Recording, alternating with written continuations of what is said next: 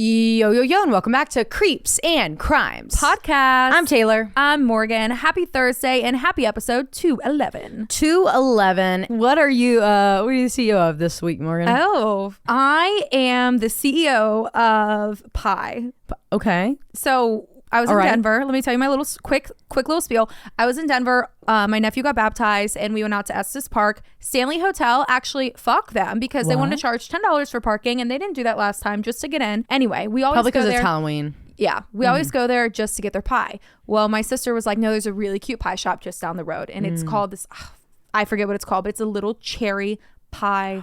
Like everything is cherry honey. Oh my cherry God. butter, cherry candy, cherry chocolate, I need it right now. Cherry latte. Fine, I'm going in a few weeks. It was like a cherry vanilla latte. It was so good. And they had little slices of pie. Granted, did we wait forever and was my dad losing his mind? Yes. 100%. What else would a dad be doing? It was so cute. Like the whole inside was like a little diner with red cherries everywhere and it was just on the side of the road. I would eat it every day. Not that I'm the CEO of it, but like I fully endorse this pie company. We do love a good pie. We live for a good pie. Yeah. I would say that I'm the CEO of pressure washing. I had the time of my life yesterday, pressure washing the entire sidewalk in front of my house, the sidewalk up to my house, my back patio, because it was thick as shit. Morgan, you know how that concrete's white? Yes. No, babe. It was tar black. Like it looked like the road people that just came and did the road had put it on my back patio. You know what it was from, right? Well, it's from those woolly mammoths or whatever they're called. The woolly mammoths. Yeah. That are invading East Tennessee. Yes, those. But also because that tree has a sap that it sheds. And it was so thick on there. I went to town. I had the best time of my life. It was so satisfying. I would love to do that to the back patio, but I've been wanting to tell you this and I've been wanting to take a picture. I'll do it tonight or tomorrow. Okay. Probably tomorrow. You know the tree that overlooks where the little garden is in the backyard? The sappy one. And it has those little red balls, those fruit balls or whatever they are. Yep. This thing had dropped so much seeds that I hybrid that plant on that tree with the tomato vines. And so now the tomato is growing those. In the tree. In the garden. Oh, shit. I haven't watered this garden in 6 months. I mean, it's probably now you've got just a combo. Literally, I have tomato trees. A tomato tree fruit, and I don't know. You need our neighbor to come look at it. Yeah, I will. That's so good. Okay, moving on. There's a few things that we need to talk about. Number 1 is a vision. Number 2, merch. Number 3 is we have a call out for someone special. But first and foremost, please be sure that you're downloading our episodes. Please. Thank you so much. Thank you so much. Just make sure that little download thing is on. Automatic download, you have to turn it on now. It's probably turned off if you think it's been on. Just double check it. That would literally save our lives. Thank you. Okay. My vision. Guys, tell me about it. I have only had really strong visions, 2 times in my life. The first one was in 2019, which I've talked at nauseum about, where the guy was in front of me in the car and, last light at the, and I kept I drove through the town so I could be in street lights and there was a mile left. I thought I was good. Looked down and turned on the radio. Dude wrecks in front of me. I find his dead body. Tragic. That's how I met Susan. Okay. There's that. Yes. And then before that was the very first vision that I ever had, where whenever I was coming home in 5th grade or 4th grade, whichever one it was, from my basketball tournament, I was asleep in the passenger side of my mom's car. It's about to turn right at a at a green light at an intersection, and it's really late at night and it's snowing, and I see in my head headlights smashing into us. I jump up, tell my mom to stop driving. She slams on the brakes, literally missed by inches, getting wrecked by a drunk driver. So those are the only 2 times until this Sunday. I am in Cleveland because my sister-in-law is getting married. Yay, Morgan. In just a few weeks. And so we were having like a little bridal luncheon for her in Chattanooga. So me and Logan, after on Saturday, Bryce, which is Morgan's fiance, so our soon-to-be brother-in-law, Logan and him did a Spartan race together. 10 out of 10. Do not fucking recommend. Will never be there again. You won't catch me there. It was miserable. I think I'm more tired than Logan is. I think he threw his back out trying to climb a 20-foot rope. We can talk about it more later. Oh my God. God. So we come home Saturday night after driving back from Nashville, and we crash at our parents' house in Cleveland. Wake up, Logan goes golfing, and I go down to this luncheon. So I'm by myself in the car, but before I went, I had to go pick up flowers so I could put the flowers on the table. I decided to go into Publix because my mom told me when she was there the day before, they had some beautiful like fall flowers, and that's like so my sister-in-law. That's like so her color scheme. 100%. It matches the wedding. Like, so I was like, fuck it, I'm gonna go in there instead of going to Trader Joe's like I originally planned, because I was just gonna get hydrangeas and shit. I go to the Publix in Cleveland. This is like a side of Cleveland that's like really brand new, like just got developed, crazy, like has restaurants and shit that I never thought I would see in Cleveland. Cleveland's been growing like crazy. So anyways, I pull into the Publix. I go into Publix. I'm running in because I am gonna be late. I'm gonna be late in Taylar fashion. And by late, I was supposed to be, I didn't have to be there until noon, but I wanted to be there at 11:30, and my ETA was already showing me when I was walking into Publix 11:38. If Taylar ever shows up early anywhere, hell would have frozen up. Yeah, something's really wrong if I'm early anywhere. So I'm by myself. I run in there. I get hairspray because I didn't have any, and it was so good, by the way. I'll tell you which one I got, and then I need to give you your hairspray back.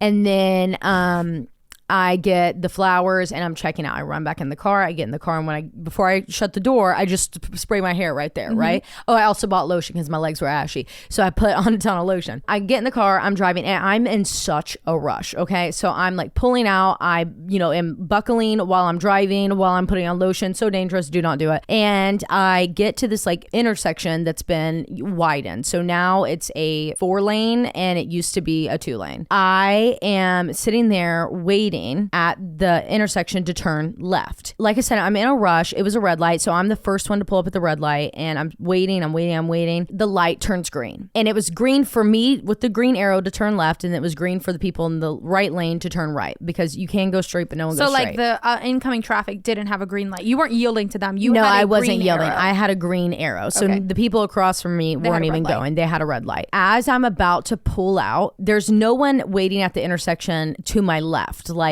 in the lanes going, right to left. There's a bunch of people to my right in the intersection waiting to go left the direction that I'm going. I'm about to go because it turned green, and it was like something in my head was like, don't. Like, that's what I heard, don't. So I took my foot from being about to press on the gas back to the brake. The car behind me immediately honks because, of course, they're doing the same thing I am. And as that car honks, this happens within like split seconds of each other, a fucking car runs the red light to my left and just goes straight across, almost nearly hits the people that were to the right of me that are now turning right. And holy shit, I just was like, and then it was done, and the car that was behind them pulled up and parked, and there was 2 people, so then I felt comfortable to drive. But like, it was like a vision in my head of me. It wasn't a vision as much as it was a feeling. Like, I felt intuition. I felt the impact on my left side, and I was like, don't. That's what and I like went to the right when I heard it. That's crazy. Isn't that so crazy? Thank God whoever did that. Yeah. And then I'm getting on the interstate, and I call Morgan immediately. She doesn't answer because she was like at church or whatever. And I'm like, I just got to tell somebody all I get is the transcript of this voicemail. Bitch, listen to this. I just had a vision, a voice in my head. Don't. And this is what I'm reading. Don't. Almost died in Cleveland, Tennessee yet again. And I was like, what the fuck is going on? Yeah, she's in the quiet room with Augie at church and not getting that. So don't. Bitch, you gotta listen. I just gotta tell somebody. Yeah, so that's what happened. And I never leave Morgan voicemails. I didn't even know if her voicemail was even going to let me leave a voicemail. I didn't even know I had a voicemail. Yeah. Not the same intersection as a kid, though. Not the same intersection as a kid. It's one exit away. That's like weird. A straight line on the interstate across Cleveland. You're not allowed to drive on that road I'm anymore. not allowed to drive in Cleveland, period, is what I'm hearing. Especially on that road. It's got a death wish for me. Mm-hmm. Anyways, next thing, merch. All of our international people, Canadians included, we are still trying to figure out why it's not giving the option to ship to Canada. Patreon knows that this is kind of like an experimental thing. We're trying out a new company. We're kind of doing their like what they give their lowest level of clients. Yeah. because we're lowballing bitches. They wanted to test us. And so we're like, we knew you guys wanted a merch launch. So we were like, all right, we'll make it happen. We won't make too much money from it. We know, but we wanted to get you guys merch out, and we wanted this company to see that you guys actually can move product. From what I've heard, you guys have been shocking the shit out of everybody over there. So keep it up, because thank you. We will have international shipping and hats and bags and all the things that we used to have, mats for your dogs, all the things. And maybe if you found a fellow Patreon who, if you don't live in the country, you found a fellow Patreon that you might trust to ship it to you. Now, if that said person scams you, we will put their full name on. Oh, we will dox you. Are you kidding me? Everywhere. If you ever fucked over a bestie, you're getting doxed. Which I don't think any of you would. Yeah, don't make us. Maybe reach out and see what they can do. Yeah, we probably will have more answers by the end of this week, and we'll keep you updated on our Instagram story when the new development comes. So as of right now, we're trying to figure that out. Yeah, and it is a possibility that it may not be possible. It might not be a thing. So if that's the case, we'll catch you on the next drop, so long as our USA motherfuckers keep buying it. Moving on. We have a call to action for everyone within the bestie community, and this is for our beautiful, amazing, stunning sister, Miss Heather McMahon. So if you'll join us for a chant, please. Come right in. Join the fun, the party's just begun. You know that we would like to meet you one by one. We'll introduce you to our bestie crew. You know that CNC wants to interview you. Please God, because we think that the Delta Gam goddesses such as Mary, Anna, and my God, what was her name? Eva themselves. They would be Delta Gam dead if they saw you on this podcast. If you don't come to us, please, we will be Delta Gam dead. We will be Delta Gam dead. Fellow Southern SEC. We're just about 2 hours away from you. Sisters right here. Just a few, a little bit right down the road. We'll come to you. You can come to us, whatever you want to do, babe. So just let your sisters know. We love you. Love you. Thank you for our PSA. All right, hit them with it. If you're driving, throw that shit on cruise control. If you got a glass, pour that shit up. And let's get creepy.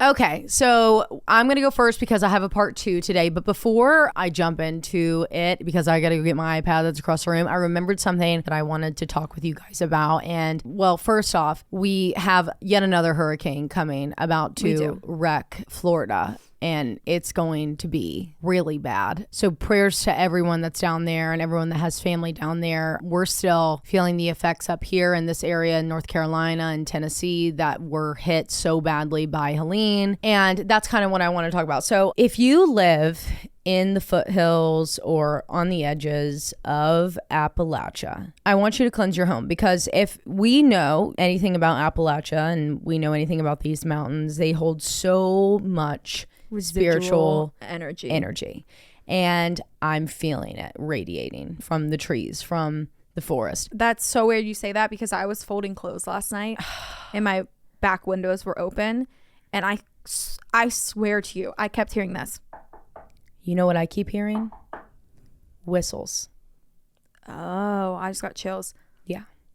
So the fact that you were hearing knocks last night and I was hearing whistles, you guys need to cleanse your homes, cleanse your yards, and just be so polite. There are a lot of people that lost their lives in these mountains, and they're just as confused. It's just caused the mountains to come alive, and we know that they've been alive, but normally they're a lot more discreet about it. But in times like this, it holds so much energy, and it radiates it and it leaks out. So just make sure you're protecting your space. And if you do come into contact with something that doesn't feel negative, it's probably just a lost soul that needs some help. So, hold space for these people. Be kind. When you cleanse your home, let's release the energy and let's try to help them cross over when we do it. That's our intention, that if they are coming into our homes, onto our properties, that they're coming because they want to cross over and they want peace, and we can offer that to them. So let's just, as a collective, let's cleanse our homes with positive energy and give the intention that we want to help those that need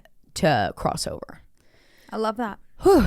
All right, let me grab my iPad. So today I am picking up on part 2 of the case that we covered last week, which is the abduction of Lee Ochi. Just so we're on the same page, I'm going to discuss like a little recap about everything. But if you haven't listened to part 1, you need to go back to episode 210 and get caught up because you are going to be so lost. The whole reason for having a part 1 was to give you the basics so that now I could just kind of take us down tangents and rabbit holes and everyone would understand. So go back and listen to that. But as for everyone else that is caught up, let's do a little refresher. So it was Thursday, August 27th, 1992 in Tupelo, Mississippi, when 13-year-old Lee Ochi was at home alone for the very first time. Her mother, Vicky, left for work at approximately 7:40 a.m. that morning, as she typically did, after waking up to Lee's feet being in her face because she had slept with her that night due to some really bad storms that were rolling through because of Hurricane Andrew. Somewhere between 8 and 8:30 a.m., Vicky heard on the radio that some tornado warnings and watches had been issued for their area, and wanting to check in on Lee, who was terrified of storms, she decided to call home and just like check with her, using their special code call so that Lee would know this was her mom and it was okay to answer. However, Lee never answered. After 2 attempts, Vicky just jumped in her car and drove the quick 1.5 miles home to check on her daughter. When she gets there, the garage door was open with the motor light still on, meaning someone had opened that garage or been in it just minutes before. She busts into the house and Lee was nowhere to be found. The house had not been ransacked or robbed from what investigators could tell, but there were clear signs of a struggle with blood spattered and pooled in various locations around the house. Most alarmingly, though, was the blood and blonde hairs found on the side of a door frame, indicating that Lee's head had been slammed against it, which was only more so confirmed by the fact that they found her nightgown in the hamper along with her bra covered in blood. Missing from the house were Lee's glasses, a pair of her sneakers, a sleeping bag, a pair of green silk boxers, a pair of underwear that matched that bra, and a sleeping shirt. But nothing else had been taken and there were no signs of a forced entry, meaning this was someone that Lee knew and trusted because her mother was adamant that Lee would have never opened the door for a stranger. Investigators and large teams of volunteers searched the area around Lee and her mother's home, but due to the bad storms and the amount of rainfall, even with dogs, they were unsuccessful. Detectives were working with very little to no evidence or leads when they got a call from Boonville, Mississippi on September 4th, which is a town just about 40 minutes north of Lee and Vicky's home in Tupelo, and it was from a McDonald's worker that believed Lee was in the passenger seat of a blue truck that had just come through the drive-thru. Investigators were able to track down this truck and the little girl, but it was unfortunately not Lee. Well, 5 days after that, on September 9th, a package was delivered to Vicky's front door addressed to her ex-husband, which she had recently separated from like weeks before Lee's abduction when he moved out into an apartment on his own. Investigators got the package first and opened it to find only one thing inside. No note, no ransom, no message, just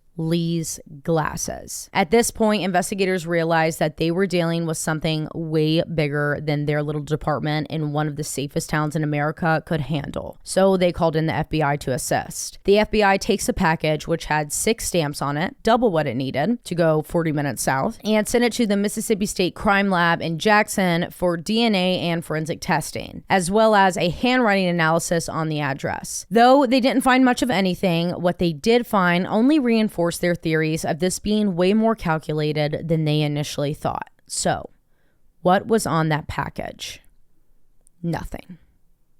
Nothing? Nothing. Clean. No fingerprints. No fingerprints. No DNA that was accessible at the time because it's 1992. Nothing.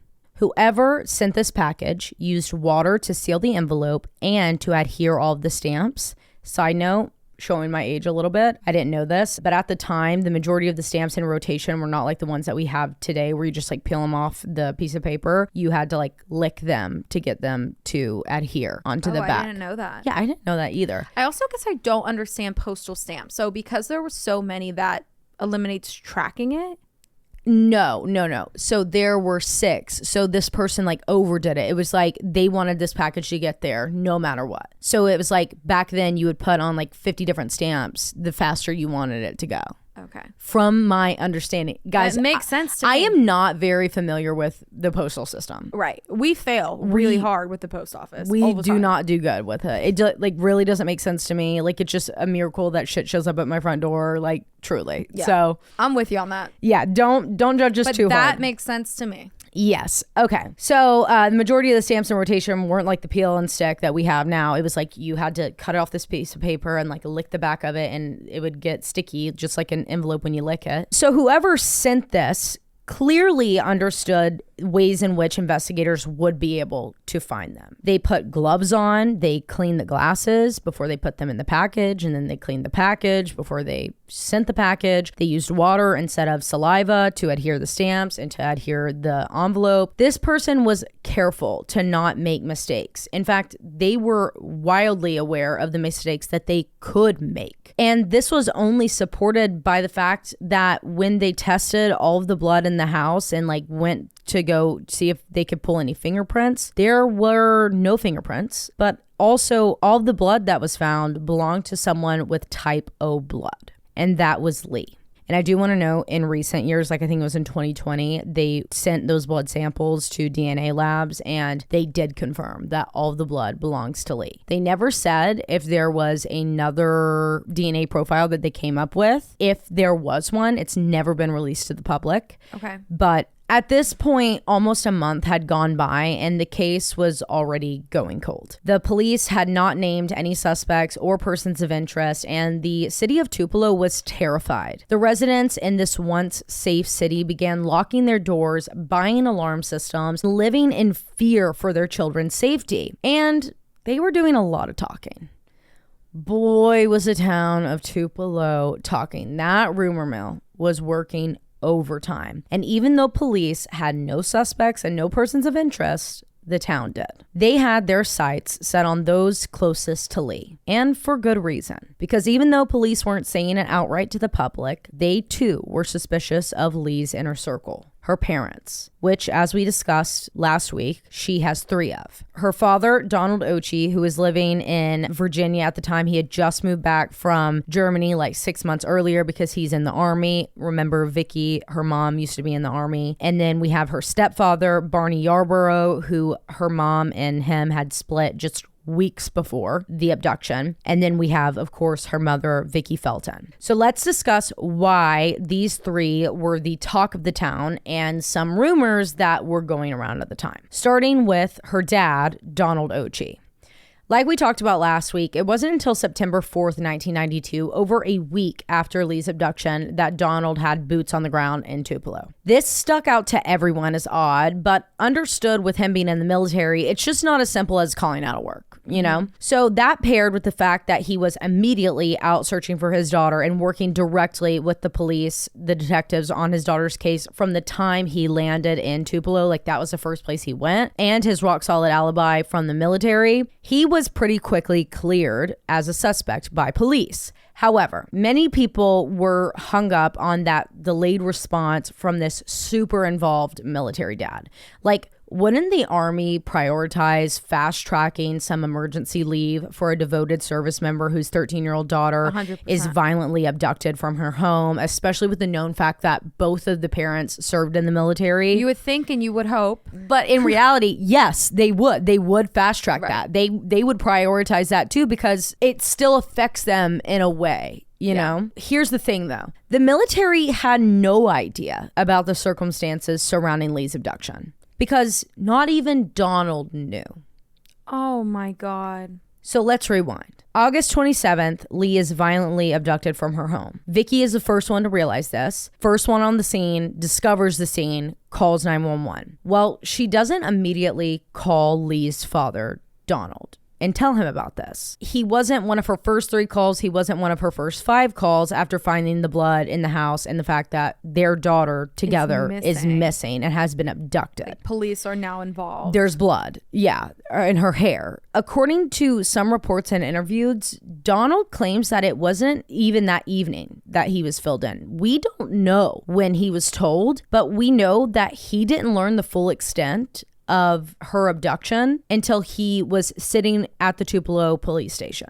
Damn. And he did. He went straight there and was like, I need to talk to somebody about my daughter. Yes. Right? Yes. When Vicky did finally call him days later, because he knew for weeks, like he knew for the whole week, and that's why he was able to get the emergency leave and go. But like what she initially told him either the next day or, 2 days after, she never mentioned the blood. She never talked about the abduction. In fact, she phrased it as if she had ran off on her own will, like Lee was a runaway. So Donald truly thought that his daughter had just ran away from home to go blow off some steam and would turn up at any point, which honestly didn't really surprise Donald because of the way that Lee and Vicky had been acting in recent months. And what I mean by that is Donald felt as though Vicky was keeping Lee from him for the first time in her life. Ever, yeah, because they were good co-parenters. They were good co-parenting. Yeah, they did a really good job at it. He was, he felt like she was not allowing Lee to talk on the phone by herself. Like anytime he called, it was Vicky and Lee.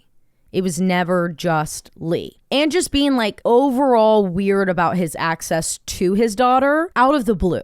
And obviously, police and pretty much every single reporter that has ever worked this case has asked Donald to elaborate on this situation. Like, clear up that timeline. When did you learn? When did she call you? And da-da-da-da-da. And like, why is that such a big thing for you? What do you mean she was limiting your access to your daughter?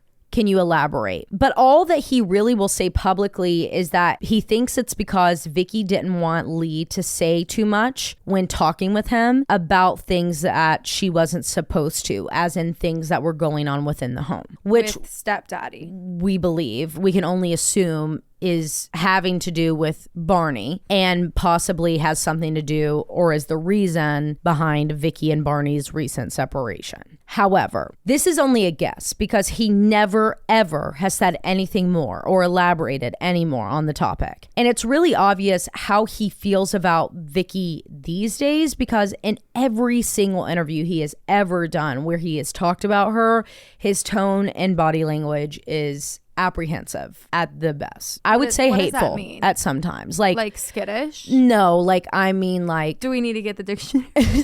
What I mean is he clearly doesn't like her anymore. Okay. And they don't communicate. If they once did have a good relationship, they don't. They do not now. And he has words that he doesn't say out of respect. For example, the main clip that you're going to see played on other podcasts or shows or mentioned in articles about this case, if you do your own research, is this interview with Donald by a local news station. He is participating in a search for Lee and is being interviewed by the news afterwards and discussing the case with them when he gets asked by one of the reporters about Vicky and Barney. And the question is something along the lines of, hey, Donald, do you think Vicky and Barney are going to come out at any point and help you in any of these searches, or have they ever participated in a search? To which Donald sort of rolls his eyes and says, I'm paraphrasing here, well, they're always welcome and I would love to see them out here, but haven't heard any plans about them coming to search for their daughter.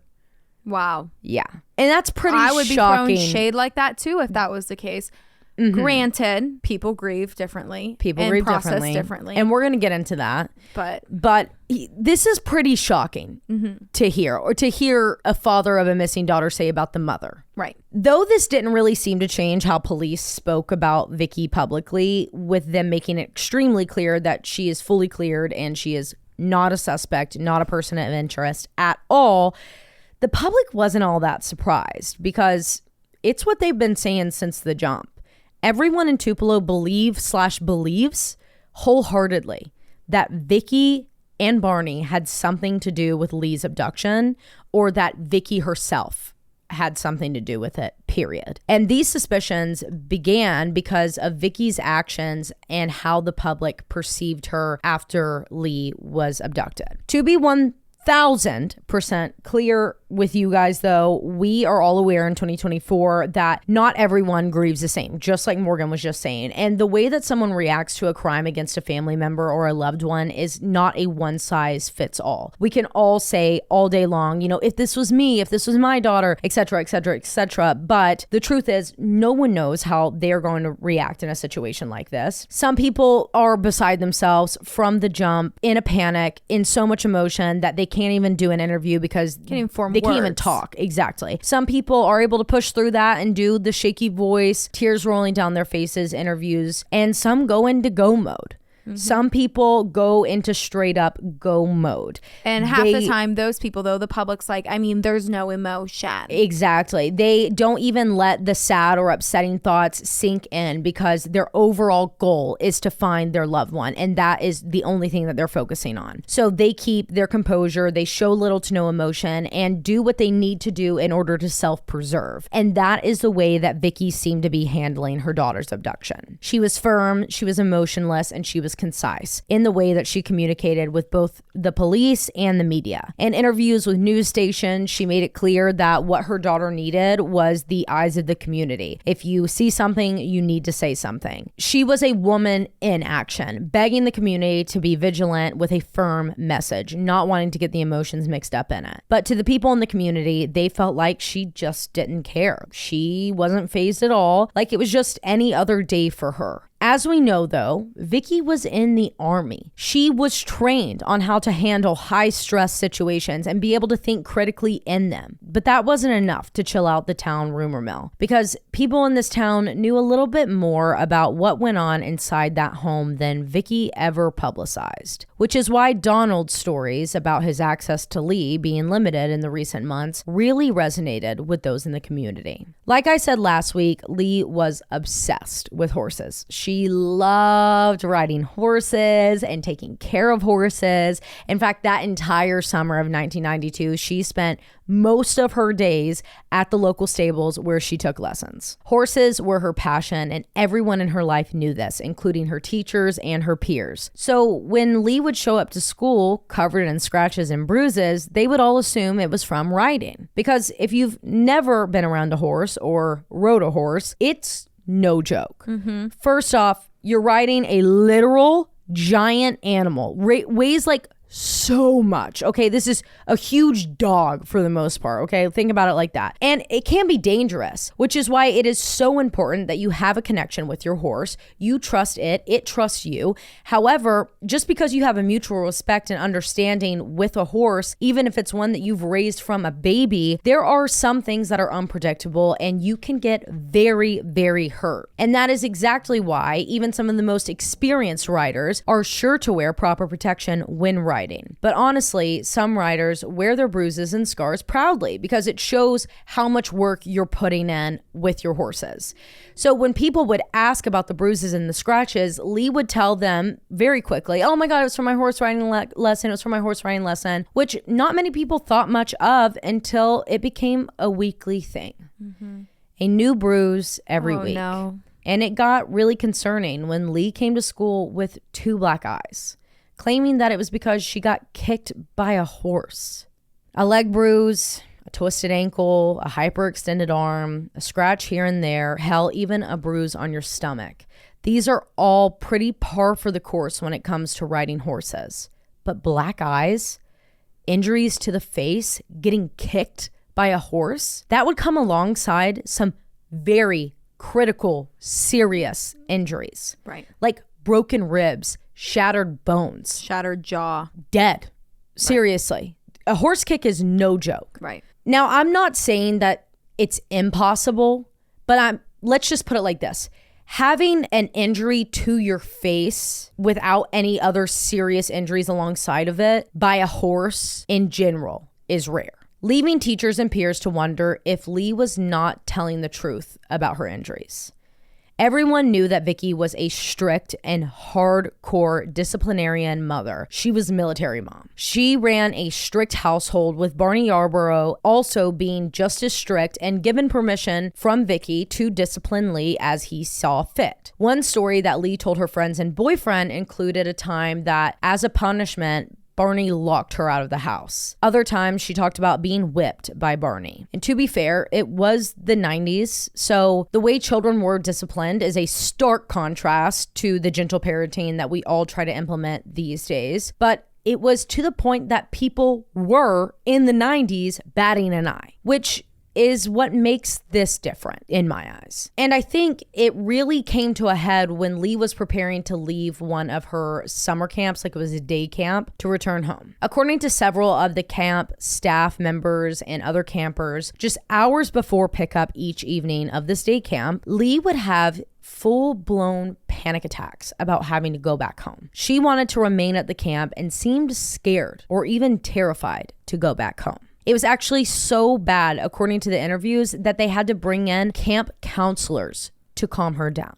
And that doesn't seem to be the first time Leigh ever spoke with a counselor about her home life, because I did find in my research, Leigh was a part of this like school support group with classmates, one that she was like particularly pretty close to. And this classmate would later say in interviews, most of the time, Leigh was just quietly sitting in these meetings. And when she would speak, it was obvious that she was being very careful about what she said and how she said it. And some of her friends and even her boyfriend told adults in their life that Leigh had hinted at possibly being sexually assaulted or abused in her home.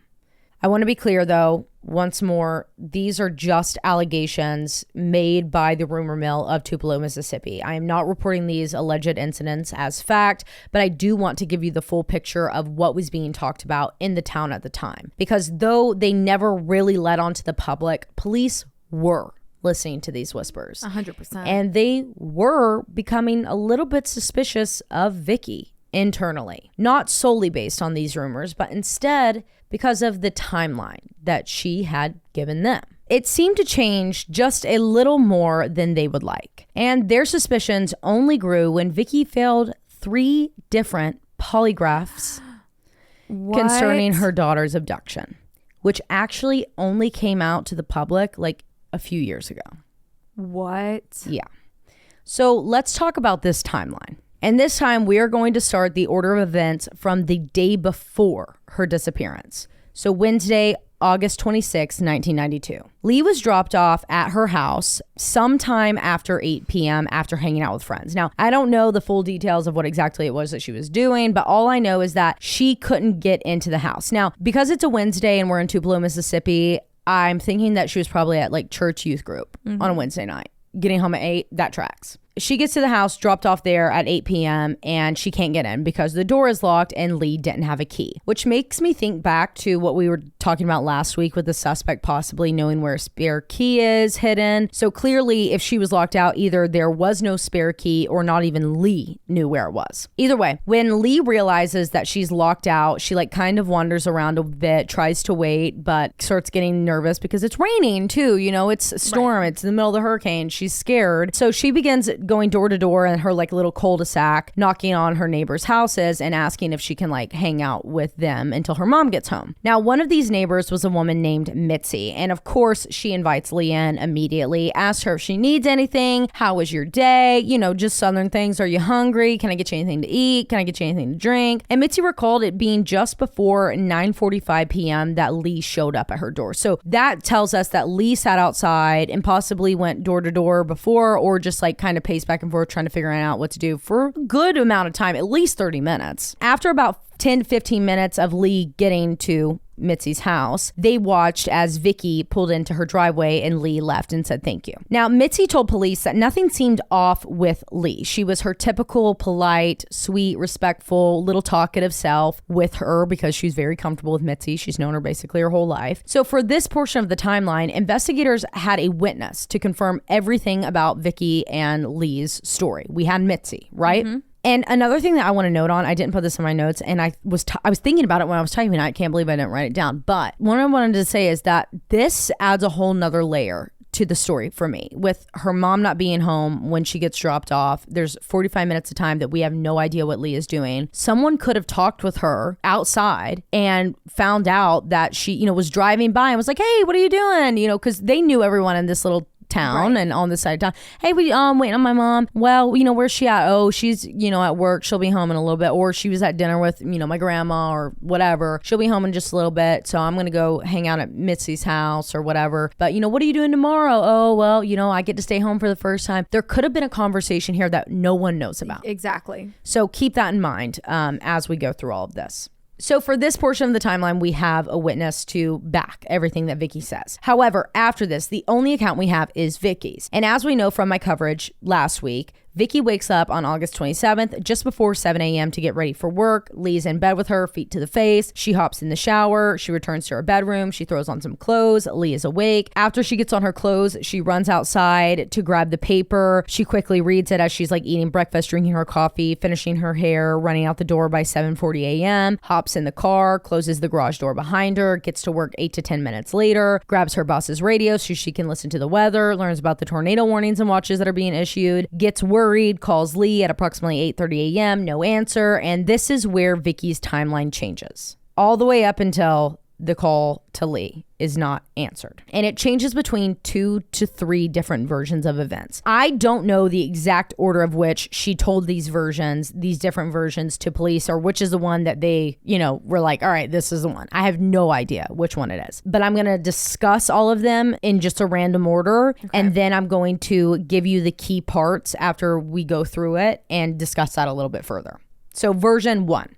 Version 1 is the same one that I gave you last week. She calls the second time, no answer. Vicky jumps in the car, drives home, runs inside, sees the blood, can't find Lee, calls 911 at 9 a.m. Then calls her mother, then calls her ex Barney. They get to the house right as police do. So key discrepancy with this version of events is the amount of time between when Vicky returned home and when the police were called. So let's say the second unanswered call to Lee was made at 8:32 a.m. And immediately after, Vicky jumps in the car to drive home. Not a second thought, not even telling a boss. She gets in the car and she goes. That means that she would have gotten home and saw that the motor light was on in the garage somewhere between 8:40 and 8:45 a.m., depending on how fast she was driving and what the rush hour traffic looked like. That means that she would have been in the house for a full 15 minutes before calling 911, which doesn't really seem like it could be the case for a panicked mother who is ripping apart her 3-bed, 2-bath house, frantically searching for her daughter. Right. But on to the next. We're going to come back to this. So version 2. She learns about the storms. She tries to call Lee at 8:30 a.m. No answer. Calls again, which we said could approximately be 8:32 a.m. No answer. Calls her mom in this version of events, who lived only 5 minutes away, which we talked about last week, to go check in on Lee. She becomes overwhelmed with worry while waiting and decides, like, fuck it, I'll just meet my mom at the house, or I'll try to beat her there, which, again, her work is about 8 to 10 minutes away from her house. So she beats her mom to the house somehow. Maybe mom needed to put on clothes. She was probably still in her pajamas. Yeah, maybe she was in the shower. Maybe her hair was wet and she, no Southern woman's going to walk out of the house like that. Right. She beats her mom there. She sees the blood, can't find Lee, calls 911, then immediately calls her ex Barney. Her mom and Barney get to the house right before the police or at the same time as the police. And now the key piece of this version of events is the fact that she called her mom before she left her work to go check on Lee and grew impatient while waiting. So this would mean that she probably waited a few more minutes before leaving than she would in the first version of the story. So let's just say she didn't end up leaving work until about 8:40 a.m. Vicky would have gotten home at approximately 8:50, ran inside, saw the blood, searched for Lee. Maybe her mom gets there right after her. So she fills her mom in on what she found. Her mom takes a look and they're, going back and forth. Call the police. What do we do? What do we do? Should we go outside and ask the neighbors? Do we call the police? Like, what do we do? Mm-hmm. And they kind of figure out what their plan is. And they call the police 10 minutes after arriving home. While restlessly waiting on the first responders, she calls Barney, who races to the house, beating police by seconds. And this version of events makes a little bit more sense to those in the community, and really to me too. I personally think that 15 minutes is a really long period of time for you to wait around and slowly search your house that's got blood all over it and your daughter's missing from. Like, I have a 3-bed, 2-bath house. You have a 3-bed, 2-bath house. I could blow through every nook and cranny in this house. Especially if I saw an ounce of blood, I would be sprinting. In 5 minutes tops to do the things that are that you wouldn't initially abnormal think. Checking the behind cabinets, the closets, in the looking cabinets, under the beds, going outside, screaming out there, looking in a shed if you have a shed out back, like anything like that. So let's say that takes 5 minutes to search and realize that Lee's gone and you've checked every nook and cranny. That extra 5 minutes before she called police would make sense if you were having to explain to your mom, because explaining things to your mom takes a second. What do you mean? What do you mean? Wait, what? And you're like, oh my God, listen, this is what happened. Like, she's missing. There's blood in the house. Come look. Do you want to, what do we do? What do we do? What do we do? But here's the thing though. That is a far cry from the calm, cool, collected, and critical thinking military mom that investigators and the public had been seeing when it came to Vicky from day one. Granted, I think anyone would be freaking the hell out and all over the place emotionally, physically, after first realizing that your 13-year-old daughter is missing from your house and there's blood. You know? Right. So she could have just pulled herself together in the time that she was waiting on Barney to arrive and police to arrive, and immediately after had this like strong motivation to be strong for her daughter, to fight to get her daughter home, like knowing I've got to be calm, cool, and collected because I need to be able to communicate exactly what's going on to police and I need them to take me serious. Either way though, moving on to version 3. This version of events is that Vicky learns about the storms from her boss's radio. She calls Lee at 8:30 a.m. She gets no answer. She calls again, which we're estimating was 8:32 a.m. No answer. Hops in her car, drives home, finds the blood, searches for Lee, realizes Lee is missing, calls her mom from her house, then calls her ex Barney from her house to tell them to come over. And then after calling them and getting their opinions on what to do and making sure that they'll come to the house and help her, she calls 911 at 9 a.m. Now this checks out because if Vicky did get home at 8:45 at the very latest, finds the blood, realizes that she can't find Lee, in her panic calls her mom, because what do you do when you're panicked?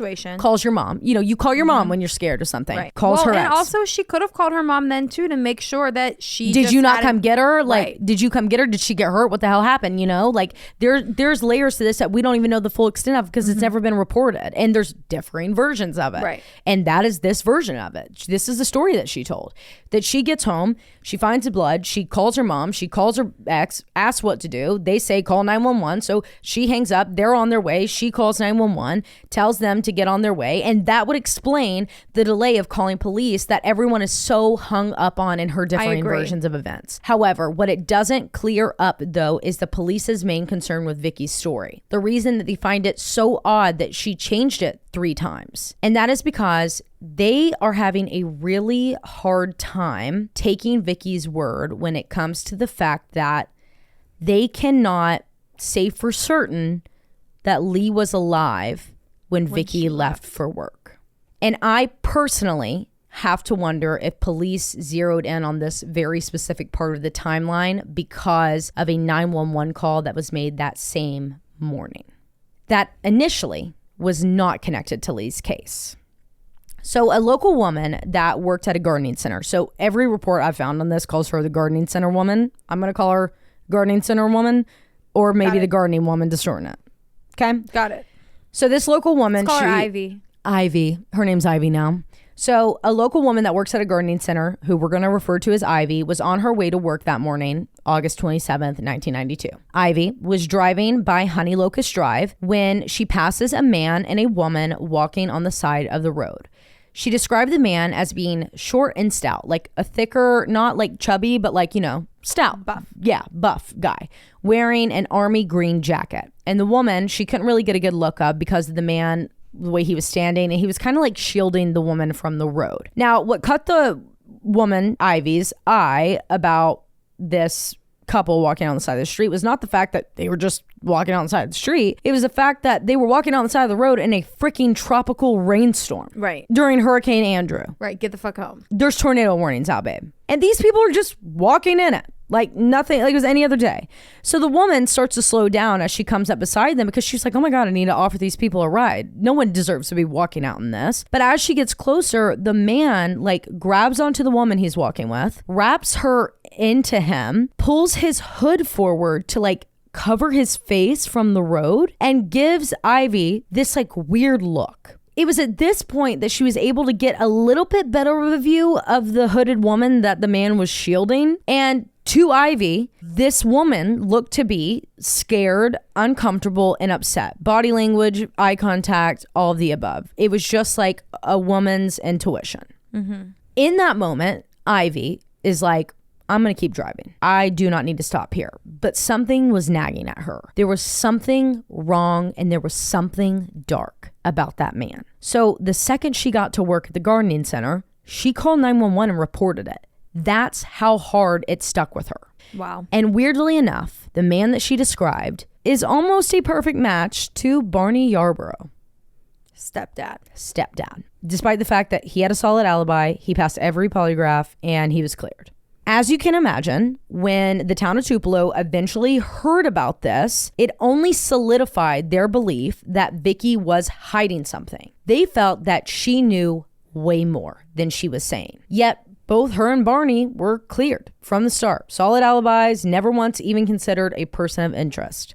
Vicky always knew what the town was saying about her, but she didn't let it stop her. She didn't lose sleep over it, and to this day, she maintains her innocence because she believes she knows exactly who is behind Lee's abduction.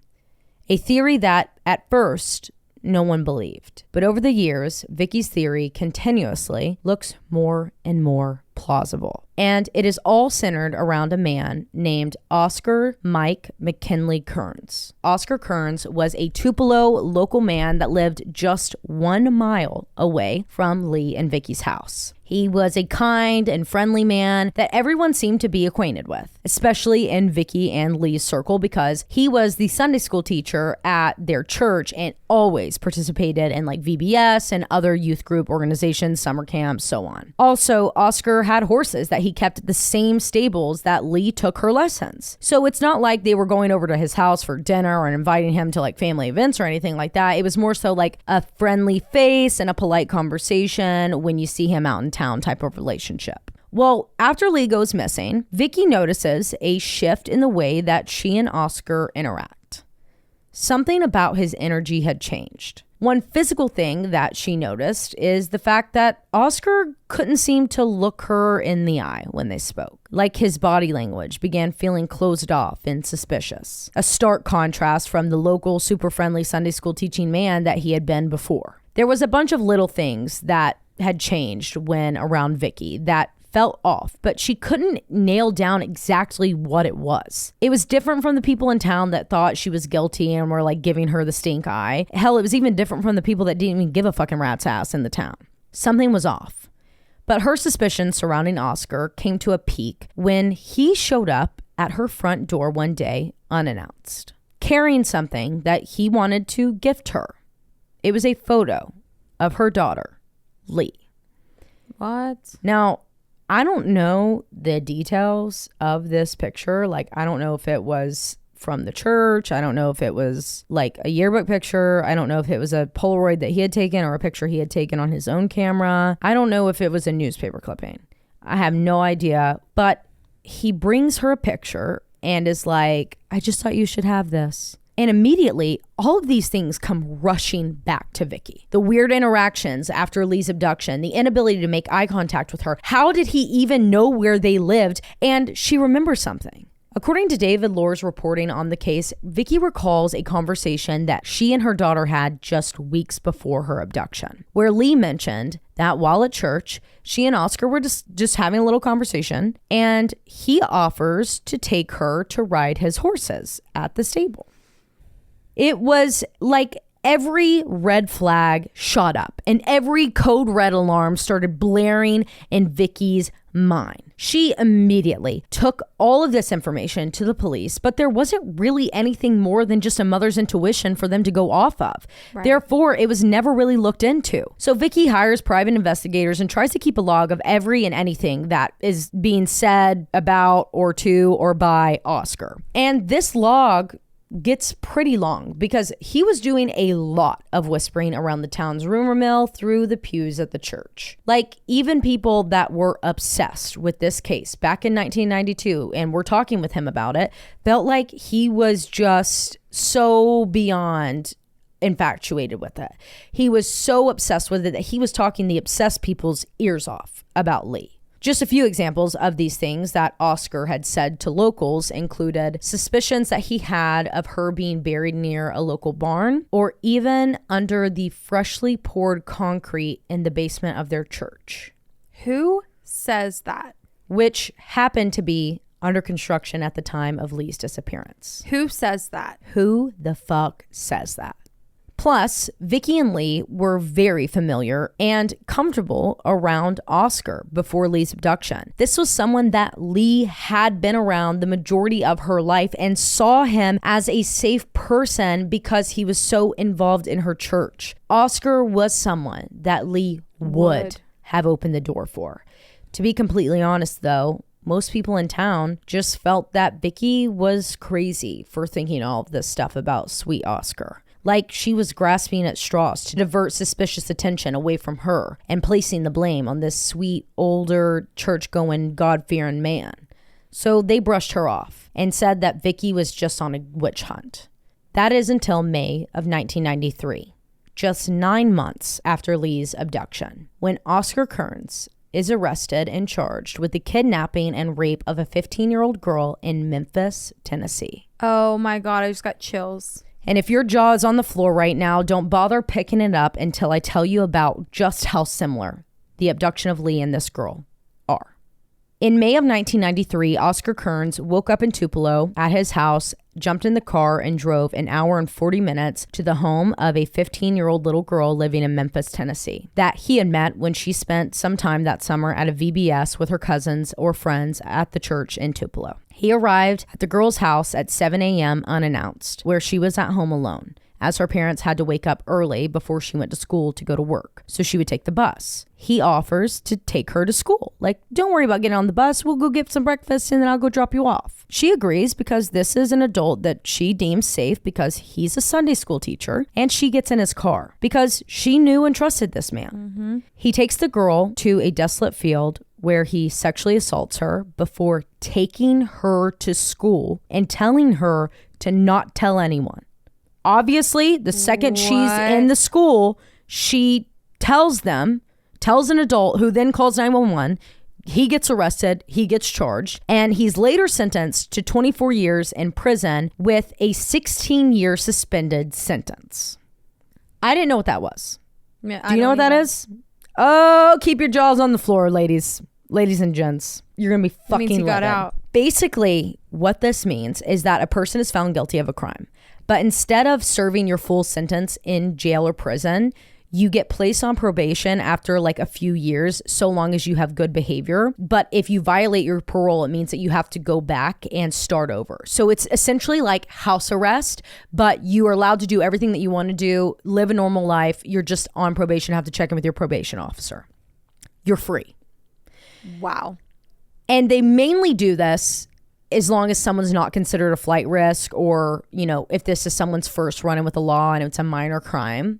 But this is not. Yes, okay, he's not a flight risk. Yes, okay, this is his first crime on paper. Right. But I would not say that this is a crime that is and chances are this is not his first time. This is not someone that deserves a suspension. You pull someone over and they have weed in their car. That's someone that should deserve a sentence like this. Mm-hmm. Someone was starving, needed to get their baby formula and shoplifted. That is someone that deserves to have a suspended sentence. Absolutely, yeah. Not someone that abducted a child that he met 2 or 3 times and drove an hour and a half to go get her and raped her and then took her to fucking school. Either way, the town is shook. They never thought that. They thought Vicky was crazy. They were like, she's being crazy, bullying sweet Oscar. They are shame on her. Speechless. Yes. Vicky's like, I fucking told y'all. And the police are like, shit. Because what are the odds that both Lee and this girl were abducted super early in the morning once their parents left to go to work? Well, immediately, the first thing Tupelo investigators do is try to get him in for an interview, and they do. So while they're talking with him, they're like, hey, we're talking about Lee's case. Will you take a polygraph? Give us DNA, give us fingerprints. And he's like, guys, I loved Lee. I will do whatever it takes. Whatever it takes. I'm here to help you, but you're going to have to run that one by my lawyer. Are they? And of course, the lawyer's like, actually, you're literally never allowed to talk to them again because not looking good. If you didn't do it, you're looking bad. Yeah. If you did do it, either way, you're showing it, you know? So they never really get the chance to administer a polygraph to him concerning Lee's case while he served his initial 93 to 97 jail sentence. Well, 2 years after he gets released and starts his little suspended probation vacation, in 1999, Oscar blows his chance at enjoying that nice and pretty suspended sentence that he got when he is arrested and convicted of yet another rape and kidnapping. This time, he abducted a couple, a grown man and a grown woman, tied the husband up, and raped and sexually assaulted his wife, and then left them alive, fled. They called police, got unbinded, called police. He gets arrested. They give him a sentence of 20 years to life in prison with no cushion this time, thank God. But over the years, there have been several searches. And had you not given him that original cushion, you would have saved a lot of trauma for people. Exactly. Public safety was not the priority of these people, clearly. Yep. Clearly. Over the years, there have been several searches in relation to Lee Ochi's abduction, including the excavation of a drainage ditch on Honey Locust Drive that was under construction at the time of Lee's abduction, as well as a few digging locations and dogs that searched that local barn that Oscar was talking about to the rumor mill peeps. But I couldn't really find it anywhere if that basement of the church has ever been looked into. Also, just a few months after everything came out about Oscar's first attack on that girl in Memphis, first attack that he was caught for, so I'm using air quotations. In November of 1993, an 18-year-old boy found a human skull in a Monroe County, Mississippi soybean field, which is the neighboring county to Tupelo, like just over the county line. And a few weeks later, during a search, they located several other human bones, all belonging to a young female. They initially announced that they positively identified these remains as belonging to Lee, using dental records, tell her family, go through the whole nine. But then when this is announced, Lee's dentist goes to police immediately, grabs her records, jumps in his car, drives over to the station, and he's like, you don't have the most recent records. You guys have never requested them. I'm the only one that has her records. Who the fuck? How did you identify this body? So he's like, you bring me in. I'm going to be the one to look. And he compares the records. It's not Lee. What the fuck? It's not Lee. So then they get DNA testing a few years later, confirm that these remains actually belong to a local woman, 27 years old, named Polly-Ann Sue Keith. She had gone missing in March of 1993, so just a few months prior. I couldn't find anything of like she was abducted or if it was a homicide or, well, I couldn't find much on it. But yeah, that happened. What the fuck? What the fuck? And thank God the dentist watches the news. Thank God the dentist gave a fuck. To be like, and actually cared enough to be like, I didn't give them any records. Like, what the fuck are they talking about? What are they even talking about? That's my patient. Let me get my ass in there. Yeah. To this day, the case of Lee Ochi remains unsolved. Barney has been dead for several years, but Donald and Vicky are still alive and speak pretty often about their daughter's case. They have very differing views and theories, though, as to what happened. Vicky still holds out hope that somehow Lee is out there and alive, but believes if she's not, it was at the hands of Oscar Kearns. Whereas Donald believes that, unfortunately, his daughter is dead, with his own theory of, quote, I believe she was murdered, either accidentally or intentionally, inside her home. Maybe someone got real mad at her, maybe knocked her against the door frame into the kitchen and she died from it. If you or anyone you know has any information on the 1992 abduction of 13-year-old Leigh Occhi from her home on Honey Locust Drive in Tupelo, Mississippi, please call the Tupelo Police Department at 662-841-6491 or the FBI at 202-324-3000. And that is the case of Leigh Occhi. Wow. What is your thought? Oscar. I think so too, especially because of the way he was so obsessed and the way he was like, I loved her. He returned to the scene of the crime. He was a serial rapist, a serial kidnapper. Yes. And usually whenever there's like that one special victim for these kinds of people, they tend to snap and go overboard and accidentally kill. Yes. Like the one that he obsessed over. Yeah. And another thing is he could have been driving by during that 8 to 8:45 p.m. time frame that we know Lee was outside trying to figure out what to do while she waited on her mom to get home. He could have been out there and talked with her. And also like the support groups, if there wasn't abuse going on at home, then it could have been happening in the church. Yes. And he was like, don't tell anyone. He was at the stables with her. That's where she could have got the bruises and was told to make the lies up. Yeah. And there were hints at possibly her being sexually assaulted at some point in her life to her friends and to her boyfriend. Right. And yes, does some of the things that Vicky does and say make her look suspicious? Yes. But guys, this is a grieving mother. This is, and people grieve differently. We've got, as a society, have got to pull it together. We've really got to get a grip and realize that it's not one size fits all when it comes to people's mental health and the way that they experience and handle and process traumas. The public, and I feel like a lot of people just tend to forget that so often. You see it still today on social media. I mean, I catch myself doing it. Well, if that was me, like I catch myself doing it all the time. I do too. But I'm very careful to catch myself in those moments these days. So does she look suspicious? The majority of people that do cover this case do land on Vicky. She might know something that she's not saying to protect herself. There could be the fact that, they could be asking her, was there abuse in the house? And she's saying no, and maybe there was. Or, did you whip her? And yeah, hell yeah, I got my ass beat in 1998. Like being born in 1998, I got my ass beat growing up. I was not gentle parented. Right. There's differences. Same. Yeah. There's differences. It wasn't like I was being abused by any means, but I was being disciplined. And I needed it, and I was bad. I deserved it. I was a little badass kid. Yeah. So I think it's interesting that majority of the people that cover this land on Vicky, because I'm nowhere really near Vicky. Me either. And I also think it's because a lot of people, when covering this case, do focus on Vicky a lot. So when I'm telling it, I'm telling you because I think Oscar's behind it. And you can tell that in my reporting, 100%. Like very clearly I'm being biased towards Oscar. Right. Because I don't think it's a coincidence. I don't know. I didn't see anywhere that he was dead. So probably to me, alive. That's typically that they're alive. But, to me, it's just not a coincidence that this happens. He says weird shit. He was in the circle with Lee. He's someone that Lee would have trusted. Absolutely. And then he has 2 follow-up horrific similar crimes. And then he gave the mom a picture. Right. Comes back to the scene of the crime. Weird and like mother can't make eye contact with her. Why would you make that? Mother's intuition is what gets me. On the community sweetheart. Exactly. And the fact that the whole community was shitting their fucking pants when they found out about Oscar just shows you that they had a reality check. Yeah. That they were all like, oh my God. Yeah. Vicky was right. Right.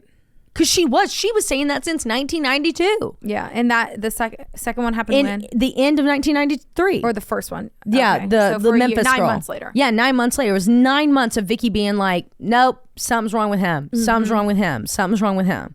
And everyone's like, why would you're on a witch hunt. Right. You're not even grieving right.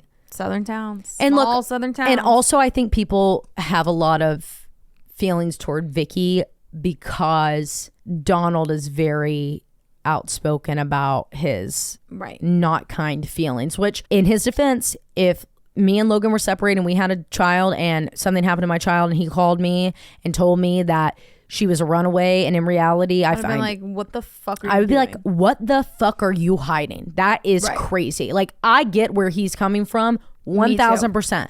He has every right to have animosity, anger, hatred. That's a betrayal. Yeah, betrayal. That's a big thing. This is someone that you trusted to take care of y'all's daughter. I get that. She fucked up on that. And I'm sure she knows she fucked up on that. Yeah. But she probably was honestly trying to self-preserve in that moment too. Like, it's not a big deal. Everything's fine. We're going to find her. We're going to find her. We're going to find her. We're going to find her. There's no way this is happening to me. But it does. Which I could also see myself doing that too. Like, hey, it's not a big deal. We're just looking for, I'll keep you posted. Right. We didn't get in an argument, but maybe something happened. I don't know. Like, yeah. Sad. And I don't think a mother that was involved with murdering her daughter would call the police at 9 a.m. Right. I feel like she would have not gone home. She would have just waited until she got home from work. Or until her mom came and realized that Lee wasn't there and called her when she came to pick her up to go to the open house. That's like what, 2 hours into your work day? Yes. Like, no. It wasn't. She was only at work she got there at 8. She clocked in at 8. 40 minutes. 40 minutes. Like, she would have waited. She wouldn't have turned around, because that's suspicious kind of looking. If you were setting that up, you would want it to be like a natural find. Your mom, your mom's going over there later today to pick her up. So Morgan, what do you got for us today? Today I am covering a cult. Ooh. It is a cult called The Family. So I'm going to dive right into the leader of this cult, Anne or Annie. It's Australian. I've heard it both ways. Hamilton Burney. Anne was born Evelyn Edwards from country Victoria, Australia. She was the oldest child of 7 of Ralph Edwards and Florence Holy, and this family had a very strict and religious upbringing. Ralph Edwards came from the inner city of Melbourne and had been discharged from the army during World War II because of poor health. So at the time that Anne was growing up, he was kind of like stay-at-home daddy. Okay, gotcha. She grew up in a one-road farming settlement 2 hours east of Melbourne. And again, this was a very conservative family with lots of discipline and strong religious beliefs. But inside the walls of their home was a broken household. Her parents did not have a good marriage, creating an unstable environment for Anne. Oh. Their farm was also obviously in a rural part of Melbourne, and oftentimes this led Anne to feel isolated from not just her family, but also the world. And this only got worse. Her mother, Florence, was originally from Wandsworth in South London, and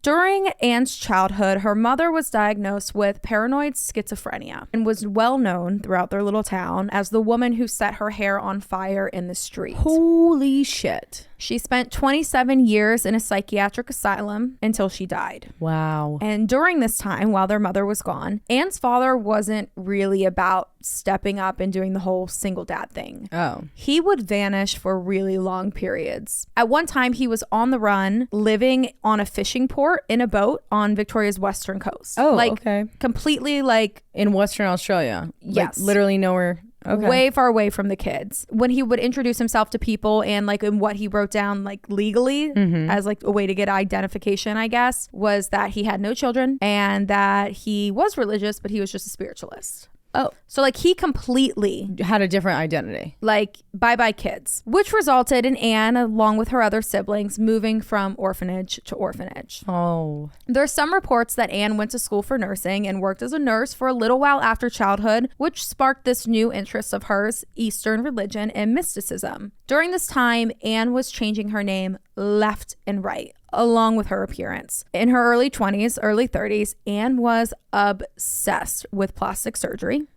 and materialistic items, which I can't even imagine plastic surgery in the 1950s. Yeah, that's what I was just thinking. Like what did they do? The hell were they doing? I have no idea. I don't think I really want to know. Nonetheless, she loved it. Okay. In 1946, Anne married James or Jim Hamilton. Some sources say his name was Lionel Harris. Found multiple with both. Not sure. We don't get a lot on the first husband. Well, it seems like there's a lot.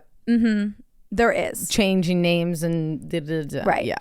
And that same year, the two of them welcomed their first and only child, Annie Hamilton. Before Annie could turn 1, Jim, her father, and Anne's husband died in a tragic car accident. And after such a profound loss in Anne's life, she turned to yoga as a way to stay collected. At the time, yoga really wasn't all that popular in this part of the world. No. And because of this, Anne decided that she was going to bring it to Australia. Yeah. And she took up a new career as a yoga instructor, teaching mostly middle-class wives in Melbourne. Guys, does everyone understand how crazy people were about yoga? Like, people thought it was satanic. Yeah. I will never, ever forget this. When I was in high school, I mentioned to someone that I had gone to a yoga class. And this person was my teacher that I really looked up to. And this person turned and looked at me and said, well, you need to pray before and after. Yeah. And when I mentioned it to someone else in my life, like a family member, they were like, well, as long as you're not worshiping anything other than God. Whoa. Yeah. Like, it still lingers today. I believe it. With older people. I believe it. And because like it's extremists. so what? Like meditative and... Well, because it's originally like a religious practice for...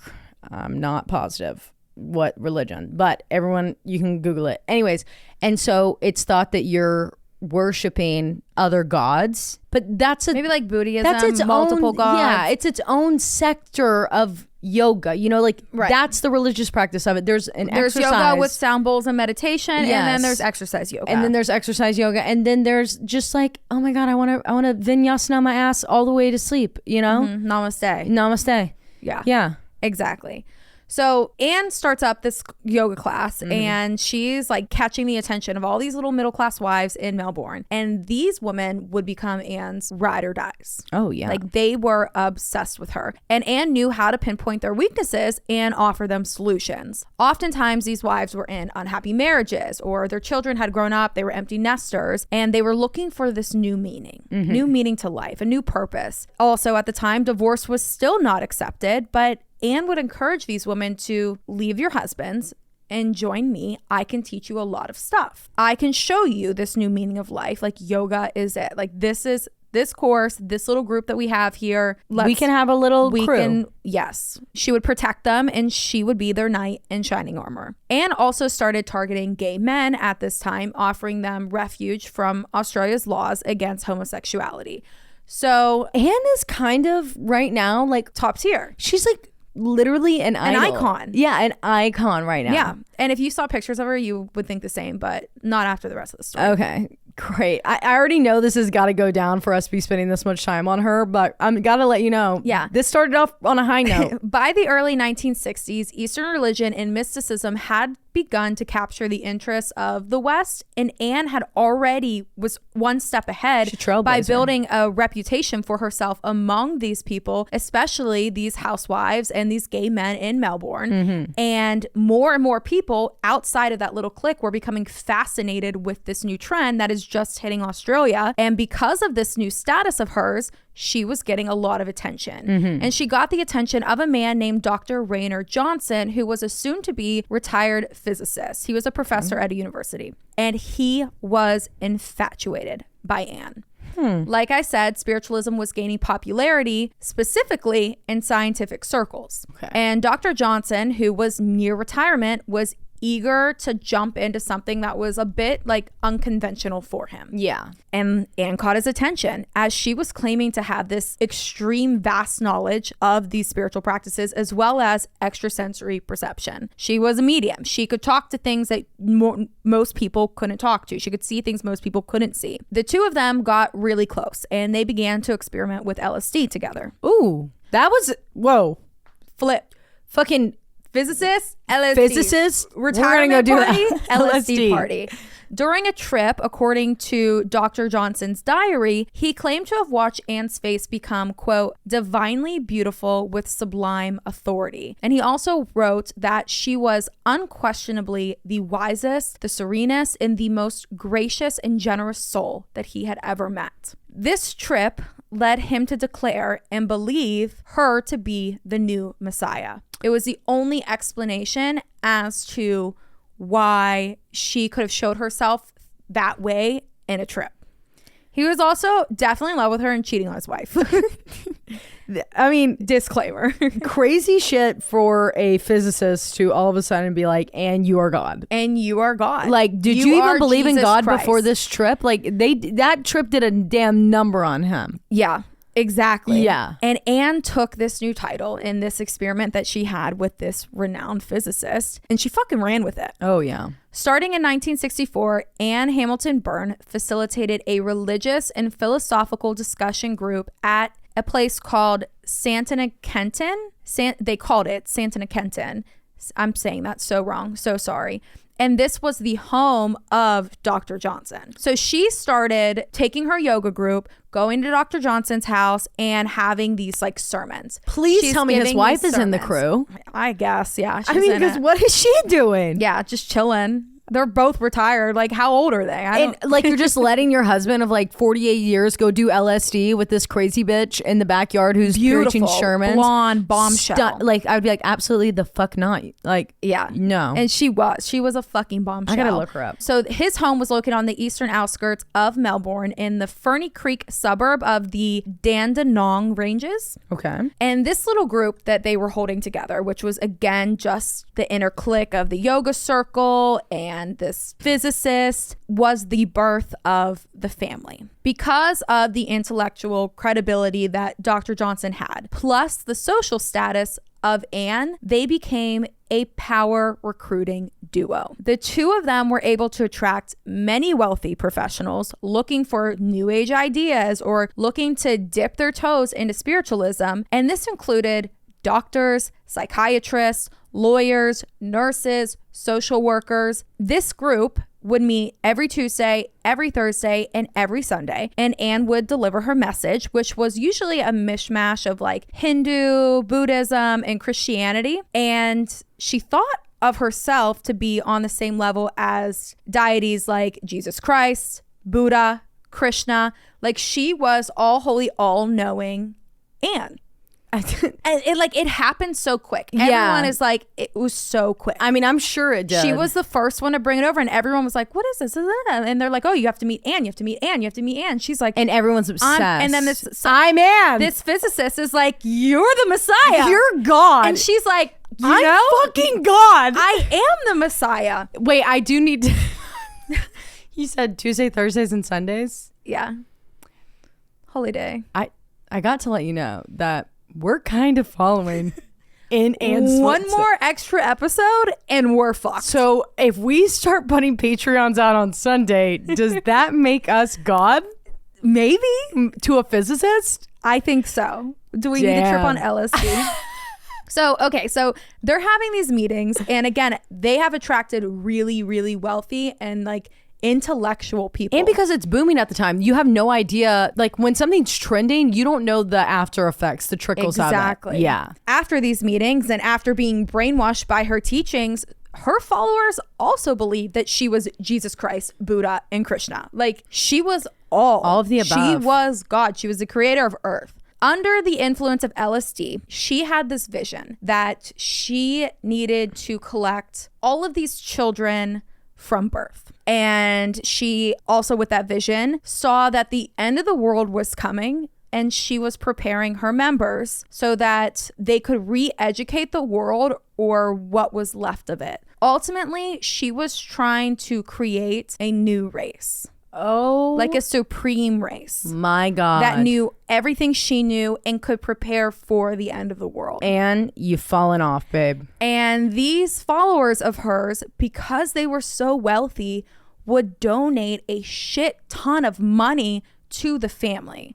There's reports that her net worth during this time in the 60s was around $5 to $15 million.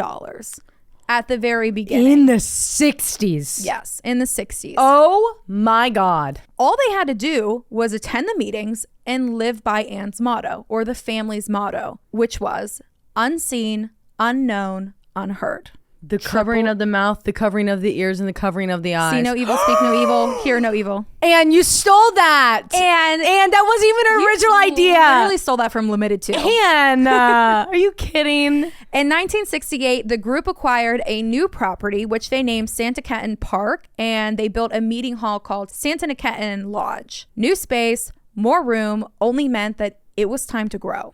In the late 1960s and 1970s, there was a nearby hospital called New Haven Hospital in Q, which was a private mental health hospital owned by Marion Villemek, who was a member of the family. What? So this is a private hospital owned by one of the cult members. Okay. That's crazy. And actually, also at this facility, many staff and psychiatrists there were also members of the family. The family would recruit some of the hospital patients into their group and give both the patients and the members the hallucinogenic drug LSD, which would be guided by the family members like the psychiatrists John McKay and Howard Whitaker, who had worked there. But things were getting out of hand. Her teachings started turning into doomsday prep, and preparedness to Anne meant she needed to create a master race fast. Enough of the LSD bullshit with these patients. I need children. Not the yoga to cult leader new like race that. Pipeline. Master race. My God, no wonder people told me to be careful and protect myself. Yeah, so trigger warning for the rest of this case of child abuse. Oh, no. Anne acquired 14 infants and young children between the years of 1968 and 75. Acquired? 7 years. Adopted. Some were the biological children of members of the family that they had just given to Anne at birth. And others had been obtained through illegal adoptions arranged by lawyers, doctors, and social workers within the family. All of these members, lawyers, doctors, social workers, were family members who would be able to bypass normal protocols. Everyone needs to get a grip. The children's identities were changed using false birth certificates or deed polls. Oh my God. And they all were given the surname Hamilton Burney. And they were made to dress alike, even to the extent that they all had to dye their hair bleach blonde to look like Anne's children. Oh, it's so bad. And the number of children kept growing. It was easy for Anne to get kids into the family because 1, adoption wasn't regulated. No. And 2, you had babies being born in family-owned hospitals, delivered by family midwives, handed over by family social workers, and then family lawyers would falsify the paperwork. Oh. So like it was like this is an operation. Because she had been able to recruit all of these like very high up, powerful individuals. This was a walk in the park for her to get. Oh my God, she thinks she truly is God. I mean, that would make anyone feel like you were God. Yeah, absolutely. Anne told the children that she was their mother, would even go to the extent of wearing a fake pregnancy belly to convince the older children that the new children were hers. Oh, she's gone. And she told them that not only was she Jesus, she was also the Queen of England. Oh. And they were royalty. She convinced them that they had been through millions of lives, trapped in the reincarnation cycle, and they were promised that if you stand by your mother, if you stand by me, and you follow my rules, this will be your last lifeline. You will not be reincarnated. You will be able to go rest. And no one really batted an eye to this because Anne housed the children separate from the family's main base. So she had built a wooden lodge out in Lake Eldon, which was 2 hours away from where the cult's like headquarters and meeting groups were. That's weird. So these family members were giving Anne their children and they would never see them again. Oh my God. They stayed. Who's there with the kids? The aunties. Oh, I'm not no, even kidding. We're never calling ourselves that again. We're never ever calling ourselves. We are the family cult. Oh my God, the OG family cult just got really serious. If you guys don't feel safe, please leave. Please cancel. I'm just kidding, don't. But oh my God. Okay, I'll get to that. So they were separated a whole 2 hours away. The children, which at peak was around 28 total. She had 28 kids. Convinced that she was their mother. Oh God, these poor babies. They were all homeschooled, so they never left. Anne wanted to be this perfect mother, but honestly, she was hardly there because the children were raised by members of the family, which were called the aunties. I'm disgusted. I'm not okay. These were the aunties. If Anne was there, she would do anything to keep these kids in line. If any of the children stepped out of line, they say that she would often beat them herself, and her weapon of choice was a stiletto heel. Was not expecting that. Yeah. Not very yogi of you. No, but mostly she left the punishment to the aunties because the aunties feared for their own place in Anne's affections. And if they didn't enforce these punishments, then they no longer would be a part of this godly created end of the world doomsday cult that they had worked so hard following Anne's rules to be in. And these aunties feel like, okay, we're like the next step to being Anne. Like we're her right hand people. Exactly. Yeah. She trusts us with her kids. We are the master and race. They think we are her right hand people. These truly are these people are thinking like, oh my God, like these are her kids. Like God, she's God. She impregnated these women. These are her kids. Like we are being trusted. We have to be tip top. Exactly. We need to follow her orders. Yeah. The aunties were also beaten if they fell out of line by like other like members that were male, and also Anne herself would beat these grown women. The children were often starved for days for like very minor transgressions, such as getting their clothes dirty or forgetting to switch off a light. According to The Guardian, the survivors recalled being given daily doses of Mogadon and Valium. Oh no. As children to keep them like behaved, calm, docile. They also received doses of psychiatric drugs like flufenazine, diazepam, haloperidol, chlorpromazine, nitrazine, PAM, oxapam, trifluid, all the Z's and the Zynes and the Pams that you could think of. Carbamazepine, like every drug you could think of, the kids were given these psychiatric drugs. Those are psychiatric drugs? I guess so. I feel like I've taken diazepam is like anxiety, depression, I think. Yeah. I think. Yeah, that's right. Diazepam. Yeah, so, and these were easy to get a hold of because your members are doctors and psychiatrists. What are you talking about? They got it on lock. Yeah, what do you need, babe? Your 27th kid is so depressed. Here, load them up with this. You're depressed? Your auntie is depressed? Yeah. Oh, God. Once the children reached adolescence, they went through a ceremony. And this was a very bizarre, drug-fueled initiation. Oh, no. They were given a dose of LSD and they were left alone for like days at a time. And they would receive visits from Anne or one of the cult psychiatrists like during this time, but they were like basically put in isolation on LSD. Oh, wow. Very no trip, high, buddy. heavy doses. They weren't eating.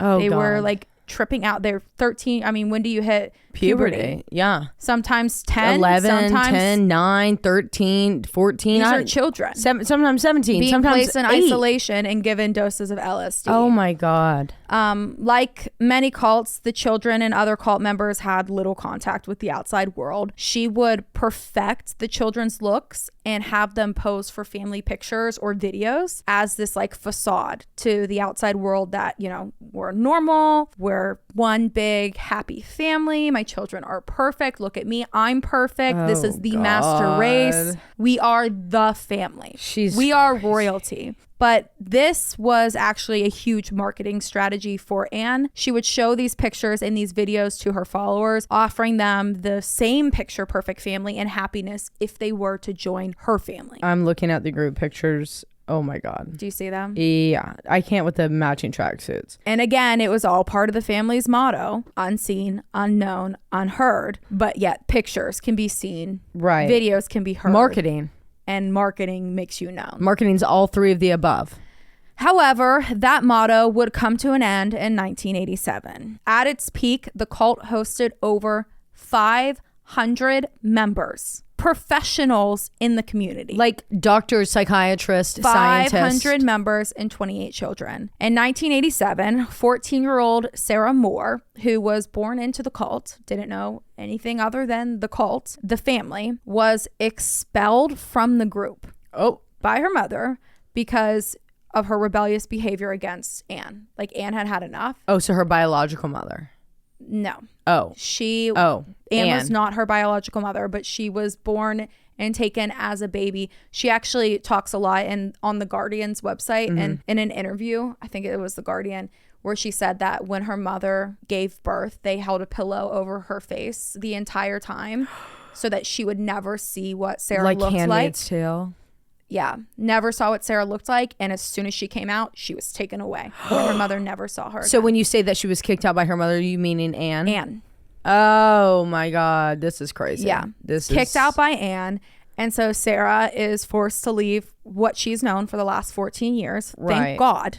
Thank God. She eventually kind of took some time, went to the police, told them what was going on. Like, hey. And because I think Sarah was also at that age, I didn't talk about this, but Sarah was at that age where she probably saw it happening with the younger kids. Yeah. She probably started noticing, like, where are these kids coming from? What is happening? Like, critically thinking. Yeah. Yeah. The police raided the lake house where the kids were, 2 hours away from the family compound, on August 14th, 1987. All children were removed from the premises, and majority of them were reunited with their mothers.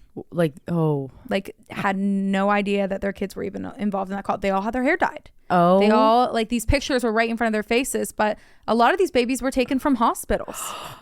Oh my God, Morgan. Yeah. That is terrifying. After the raid, Anne and her husband, like, abandoned ship. They disappeared from the country, left Australia, snuck out, and they remained concealed for about 6 years. Oh my God. Until Operation Forest, which was an investigation involving police in Australia, the United Kingdom, and the United States. Who else? Because where was Anne hiding? She was hiding in the Catskills Mountain of New York. Which is actually going to be what I'm covering next week. The Catskills Mountain. which that's like its whole thing in its own. So yeah, they were posted up in New York, and she was eventually extradited to Australia from the US to face charges of conspiracy. This is it. This is her charge. Conspiracy to defraud over fake birth certificates, because this was the only charge that the detectives and the police thought would stick. Yeah, it's the only one that they thought had, like, we can get a conviction. Evidence of. Like, we have evidence that this is a fake birth certificate of this child. This is not your child. This is what we can charge her with. This I totally understand when investigators do that. Like, the point of it is we need this person behind bars, period, and then we could still talk about everything else that she did. But no, Morgan, no! Nothing stuck. No, how? Ultimately, Anne, as well as other members involved in this extreme child abuse and kidnapping scandal over the course of 15 years, were slapped with a fine and served no jail time. Australia, we normally are so in your corner. What the fuck? Yeah. Anne lived the rest of her life in a nursing facility in Australia after being diagnosed with dementia. And one of her members says that Anne never had dementia. Honey. That's what they said. Oh, Lordy. Because, like, she had no idea in her later years, like, early onset dementia, and the member's like, she's faking it. Like, she does not have dementia. This is just back in the limelight, and she doesn't want to get caught. She died on June 13th, 2019. She was 97 years old. Oh, my God. And that is the family. None of these doctors they all got little fines. Now, Anne did have to pay a lot of the victims, like the children. Like restitute, yeah. Yes, like large amounts of money, but that was it. Oh. Child abuse, administering drugs. Child abduction. Abuse of the system. All of these fraud. doctors, you know, they were HIPAA. shitting their fucking pants and no one got busted. Abuse charges. Yeah. Wow. And that is the family. There's a movie on it, a documentary that's called The Cult That Stole Children, Inside the Family, that was released in 2016. And then Apple TV and Prime Video, another documentary called The Family. That's the one I've seen on Apple TV. And that's the family. Damn, bitch.